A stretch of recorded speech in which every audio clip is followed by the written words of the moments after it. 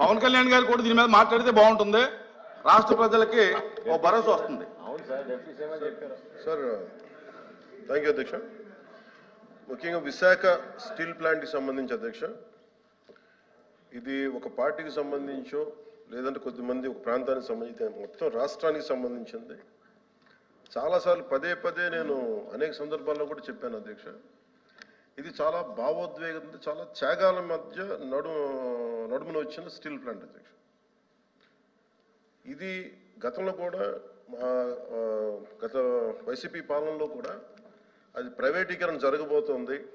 ఆ రోజున మన మంత్రి గారు చెప్తున్నాడు, అచ్చెన్నాయుడు గారు చెప్తున్నాడు, ఎందుకు ఆ రోజు ధర్నా చేశారు, వీళ్ళందరూ ఎందుకు వచ్చారంటే దానికి ఆ సమయంలో జరిగింది ఏంటంటే కొంతమంది కార్మిక సంఘాల నాయకులు కూడా ఎయిర్పోర్ట్కి వెళ్ళి అప్పుడు ముఖ్యమంత్రి గారు చెప్పిన మాటలు ఏంటంటే మేము దీన్ని కొంత భూమిని అమ్మేస్తాం మీకు ఇస్తామని చెప్తే అది నిర్వీర్యం చేయడానికి వాళ్ళు ప్రయత్నం చేస్తే మేమందరం అడ్డుకున్నాం అధ్యక్ష, మా అందరితో సహా.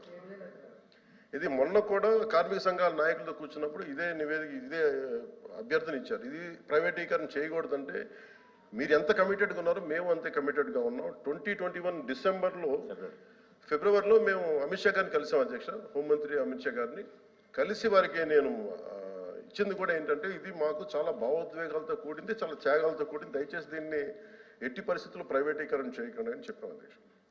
అలాగే మీరు గతంలో కూడా 2019-14 ఆ సమయంలో డ్రెడ్జింగ్ కార్పొరేషన్ ఆఫ్ ఇండియాను కూడా దాన్ని ప్రైవేటీకరణ చేస్తామంటే మేమే ముందుండి దాన్ని ఆప్ చేసాం అధ్యక్ష. ఇది మేమేమనుకుంటే పబ్లిక్ సెక్టార్ యూనిట్స్ లాభసాటిగా ఉన్నాయి, లాభాల దిశగా నడుస్తున్నాయి, కొద్దిపాటి నష్టాల దిశగా నడుస్తున్నాయి, వాటిని ముందుకు తీసుకెళ్ళాలి, ప్రభుత్వాలు పిఎస్యూస్ నడవాలనేది మా ఆకాంక్ష మా అందరినీ. When it comes to Vizag steel plant, we are extremely committed not to privatize. ఇది మా అందరి కమిట్మెంట్ అధ్యక్ష. అలాగే దీనికి ఇందాక మంత్రి గారు చెప్తున్నట్టుగా దీన్ని రన్ చేసే ఇష్యూస్లో చాలా లోపాలు ఉన్నాయి అధ్యక్ష.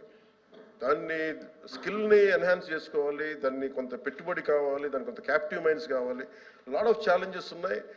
ప్రతిసారి నేను కార్మిక సంఘాలతో కూడా ప్రత్యేకించి ఈ మధ్యన ఒక 4 రోజుల క్రితం కూడా మాట్లాడడం జరిగింది అధ్యక్ష. వాళ్ళు కూర్చోబెట్టి దానికి సంబంధించి మీరు ఒక సమగ్రమైన ఒక కార్యాచరణ ఇవ్వండి మాకు, మీరు వస్తే నేను కేంద్ర ప్రభుత్వం నేను ప్రత్యేకించి నేను కూడా నాకు సంబంధించి నేను కూడా తీసుకెళ్తాను తెలియజేస్తాను అధ్యక్ష. So we are extremely committed not to private this. I hope you're all satisfied. Okay LOP గారు కూర్చోండి అధ్యక్ష. ఇది చాలా సెంటిమెంట్తో కూడుకున్న అంశం అధ్యక్ష. విశాఖ స్టీల్ ప్లాంట్ ఇది ఇందాక వారు చెప్పినట్టు ఇది ఒక పార్టీకో లేదా ఒక వ్యక్తికో ఒక సంస్థకో సంబంధించింది కాదు అధ్యక్ష. ఇది విశాఖ హక్కు, ఆంధ్రుల హక్కు, ఉమ్మడి రాష్ట్రంలో ఉన్న ఆంధ్రుల తాలూకు హక్కు అధ్యక్ష.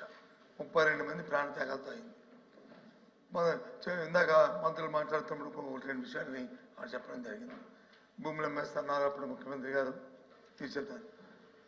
దానికి కావాల్సిన నిధులు సేకరించుకోవడానికి ఆ రోజు చెప్తున్న ప్రయత్నం అధ్యక్ష. ఈ 6 నెలల కాలంలో విశాఖ స్టీల్ ప్లాంట్ భూముల్ని 2 దఫాలుగా ఉన్న కొన్ని పీసుల్ని ఇప్పటికే ఆప్షన్లోకి నోటిఫికేషన్ ఇచ్చిన సందర్భాన్ని కూడా ఒకసారి గుర్తు చేస్తాను అధ్యక్ష. దాన్ని మేము వ్యతిరేకించమా? ఇది కాదు, ఇది డే టు డే యాక్టివిటీలో భాగం అధ్యక్ష. ఆ సందర్భంలో మాట్లాడిన దాన్ని రాజకీయాల్లో కూర్చోపించడం కరెక్ట్ కాదు అధ్యక్ష. ఏమైనప్పటికీ కూడా ఇది పూర్తిగా కూడా దీన్ని ప్రైవేటైజ్ చేయకుండా ఉంచాలి అధ్యక్ష. ఆ రోజు స్వయాన ప్రధానమంత్రి గారు విశాఖపట్నం సభకు వచ్చినప్పుడు సాక్షాత్తు ఆనాటి ముఖ్యమంత్రి జగన్మోహన్ రెడ్డి గారు మొత్తం సభా సాక్షిగా లక్షలాది మంది ప్రజలు ఉంటుండగా ఆ రోజు విశాఖపట్నం స్టీల్ ప్లాంట్ ప్రైవేటీకరణ చేయడానికి వీలు లేదు, మేము అర్థిస్తున్నాము, ఇది మా తాలూకా ఇది మా సెంటిమెంట్ అని చెప్పి ఆ రోజు ముఖ్యమంత్రి గారి సందర్భాలు కూడా ఒకసారి జ్ఞాపకం చేస్తాను అధ్యక్ష. ఎందుకంటే ఇది అన్ని పార్టీల తాలూకు కమిట్మెంట్ ఉండాలి తప్ప ఇది ఏ ఒక్కరితోనో అవుతుంది అనుకుంటే మాత్రం పొరపాటు అధ్యక్ష. ఏదైతే రాష్ట్రంలో దేశంలో ఉన్న మిగతా రాష్ట్రాల్లో జరుగుతున్న అంశాలు ఉన్నాయో ఆ ప్రకారమే దీన్ని కూడా అందరం సమస్యగా దీన్ని కాపాడుకోవడం బాధిస్తుంది. పూర్తిగా మా తరఫున మా పార్టీ తరఫున మా బాధ్యతగా ఈ హక్కుని ఏదైతే విశాఖపట్నం స్టీల్ ప్లాంట్ అనేదాన్ని ఏదుందో దాన్ని చేస్తే మాత్రం నేను దాన్ని పోరాడతాం అధ్యక్ష, దాన్ని కాపాడడం ప్రయత్నిస్తాం అధ్యక్ష. ఏదైతే ఇప్పుడు గౌరవ సభ్యులు చెప్పారో కుటుంబంలో నాయకులు అచ్చెన్నాయుడు గారు కానీ లేదా పవన్ కళ్యాణ్ గారు చెప్పారు, ఆ మాట మీద కట్టుబడి ఉండి దీన్ని ప్రైవేటీకరణ చేయాలనేది మా తాలూకా డిమాండ్ యాక్చువల్గా చేయాలని కోరుతున్నాం అధ్యక్ష. ఓకే లేదు ఇంకా లేదండి ఇంకా కూర్చోమ్మా. కూర్చోండి. కూర్చోండి అయిపోయింది కూర్చో. Question number 13634 minister for revenue sir reply చెప్తారా? సార్ ప్రతిపక్ష నాయకులు బొత్స గారు అడిగిన దానికి సార్ ఆ రోజున కూడా మేము అడిగింది ఏంటంటే ఆల్ పార్టీ డెలిగేషన్ తీసుకెళ్ళండి అని మేము అభ్యర్థించాం sir. They haven't taken any initiative even then we are real. ఆ రోజు నుంచి కూడా ఈ రోజు మేము ఒకటే కమిట్మెంట్తో మాట్లాడుతున్నాం కానీ ఆ రోజున మేము అభ్యర్థించాం అధ్యక్ష. ఆల్ పార్టీ మీరు చేయండి మేము తీసుకెళ్తాం మేము అందరం వస్తామని మాట్లాడాం. Maybe they didn't consider it sir అధ్యక్ష. So you want to bring it to that. ఇంకా పెంచొద్దు ఇంకా చేయకపోతే అది రికార్డ్స్ లో ఉంటుంది అధ్యక్ష. ఆల్ పార్టీ డెలిగేషన్ తీసుకోవడానికి ఎవరికి అభ్యంతరం లేదు అధ్యక్ష. ఎప్పుడు ఎప్పుడు ఎప్పుడు ఎప్పుడు ఇన్ స్పైట్ ఆఫ్ వినండి వినండి వినండి వినకపోతే చెప్తారుగా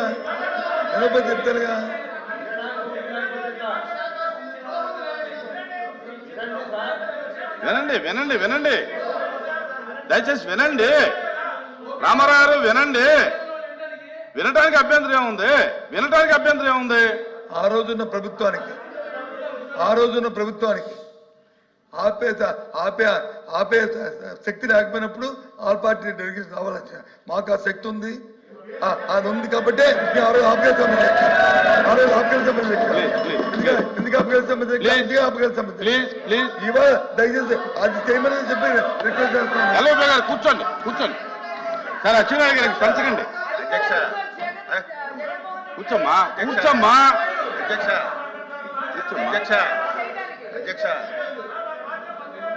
ఆ రోజు కనుక నిజంగా మనసు త్రికరణ శుద్ధిగా వారు కనుక ఆపండి ఉంటే అసలు ఈ రోజు ఈ ప్రశ్న ఉత్పన్నం అయ్యింది. అధ్యక్ష క్వశ్చన్ ఇస్ ఓవర్. కూర్చోండి ప్లీజ్ కాంట్రవర్సీ అవుతుంది.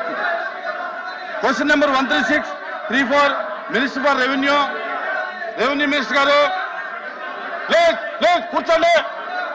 అయిపోయింది కూర్చోండి. కూర్చోండి. అయిపోయింది క్వశ్చన్ అయిపోయింది. కూర్చోండి ప్లీజ్ కూర్చోండి. ఎందుకు కూర్చోండి. క్వశ్చన్ అయిపోయింది. మీరు ఇలాగా కూర్చోవయ్యా స్వామి. కూర్చో రాహుల్ కూర్చో.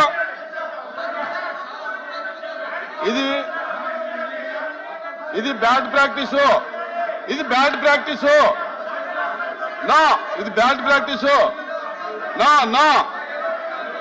ఇలాగ మీరు బెదిరిస్తే మైక్ ఇస్తాననుకోవటం అది అసంభవం. మీరు ఈ రకమైన ప్రాక్టీస్ మానేయండి.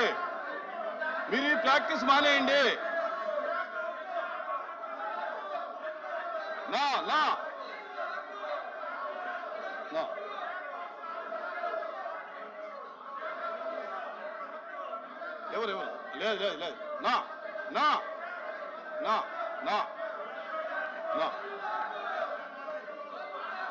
ఎవరు ఆ క్వశ్చన్ అయిపోయింది.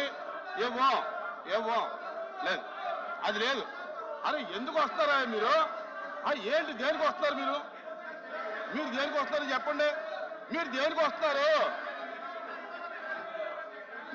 వస్తున్నారు? సార్ కూర్చోండి. మినిస్టర్ గారు కూర్చోండి. ఒక్కళ్ళు చెప్పండి ఎందుకు వస్తారు? మీరు ఇనమ్మా ఏనండి. మీరు ఎందుకు వస్తారు ఇక్కడికి? మీరు ఎందుకు వచ్చారు చెప్పండి.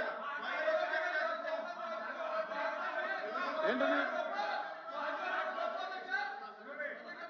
కూర్చోండి.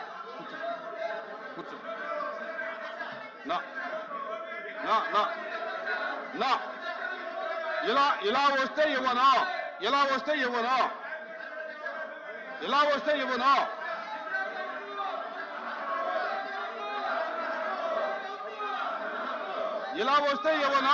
మైక్ ఇవ్వను. ఇలా వస్తే ఇలాగ మీరు ఈ ప్రాక్టీస్ ఇటువంటి ప్రాక్టీస్ చేస్తే నేను ఒప్పుకోను.